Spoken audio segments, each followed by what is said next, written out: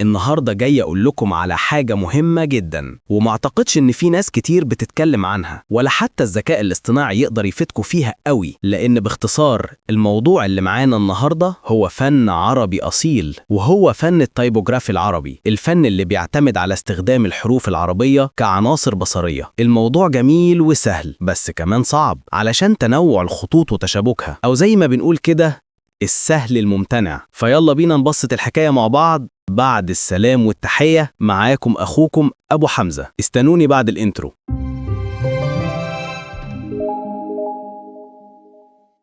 أول حاجة بنروح نعملها نفتح البرنامج اللي هنطبق عليه الدرس بتاع النهاردة، سواء كان برنامج الفوتوشوب أو برنامج الإليستريتور أو الكورel درو أو أي برنامج تاني. بس طبعا يفضل لو هتعمل شعار تشتغل على إما على برنامج الإليستريتور أو الكورel، ودي عشان برامج فيكتور وبتكون الجودة بتاعتها عالية. أنا عن نفسي فاتح معاكم على الفوتوشوب علشان صورة التطبيق مش أكتر. الخط اللي هنشتغل بيه النهاردة اسمه موزون، وهو خط جميل جدا في شغل التايبوجراف العربي والشعارات العربية. الخط ده من تصميم الأستاذ مصطفى الأباصيري، ودي الصفحة بتاعته على بيهانس. بصراحة بسم الله ما شاء الله عليه، كلمة فنان قليلة عليه. معظم الخطوط بتاعته تحفة، تقدر تستغلها وتشتغل بيها في أكتر من مجال.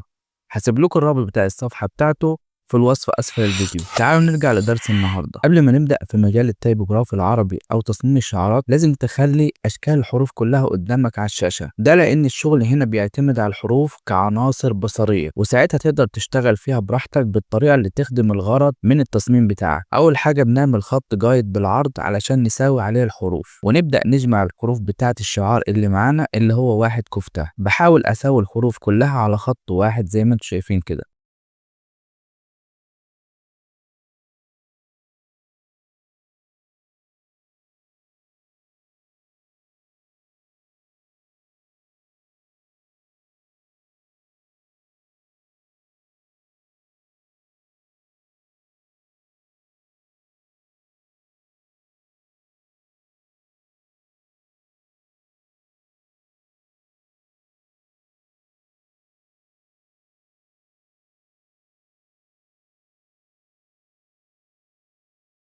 وهنا بمد شوية الحرف، بحدد الجزء الأول اللي أنا هزمده شوية، وبعدين بضغط على كنترول تي واسحبها شوية.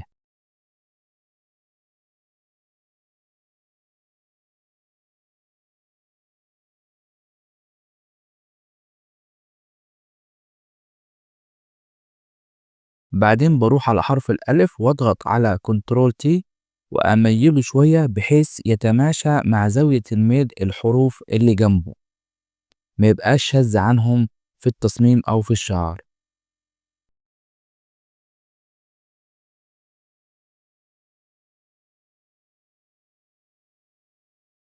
بحدد الحرف اللي هستخدمه بالبين تول واضغط على كنترول انتر علشان اعمل تحديد واخد منه نسخة تانية. بنفس الطريقة امد شوية حرف الكاف، بحدد الجزء الاول اللي انا همده وبعدين بضغط على كنترول تي واسحبها بالطريقة دي.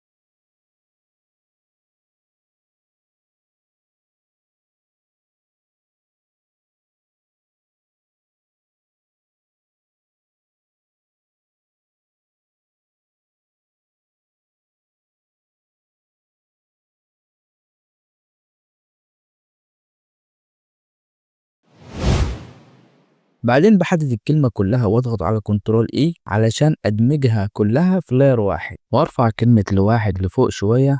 بعد كده ببدأ اشوف الشكل المتناسق للشعار بتاعي او التايبوجراف اللي انا بعمله.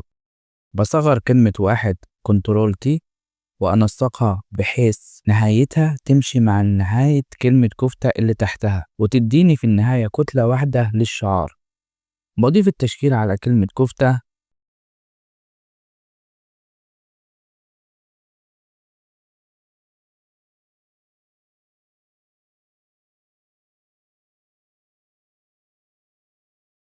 والحاجات دي على فكرة بتفرق جدا في الشكل النهائي سواء للشعار أو التيبوجراف.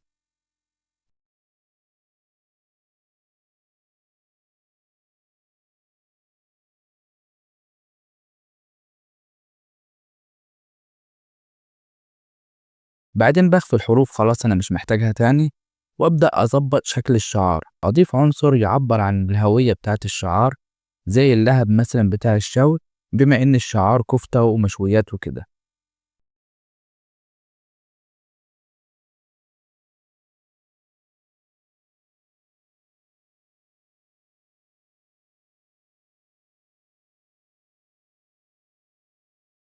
فاديله لون مختلف عن الكلمة باللون الأحمر هو والتشكيل كمان، علشان يديني شكل مميز في النهاية.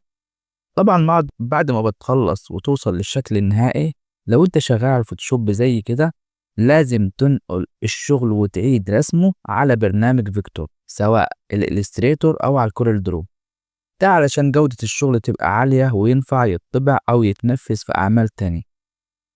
وفي النهاية ياريت لو عجبكم الفيديو ما تنسوش الاشتراك في القناة علشان نقدر نكمل، ولو حابين تشوفوا دروس تانية من نفس النوع سيبوله في التعليقات. رب انفعني بما علمتني وعلمني ما ينفعني وزدني علما في الدنيا والآخرة، والسلام عليكم ورحمة الله وبركاته.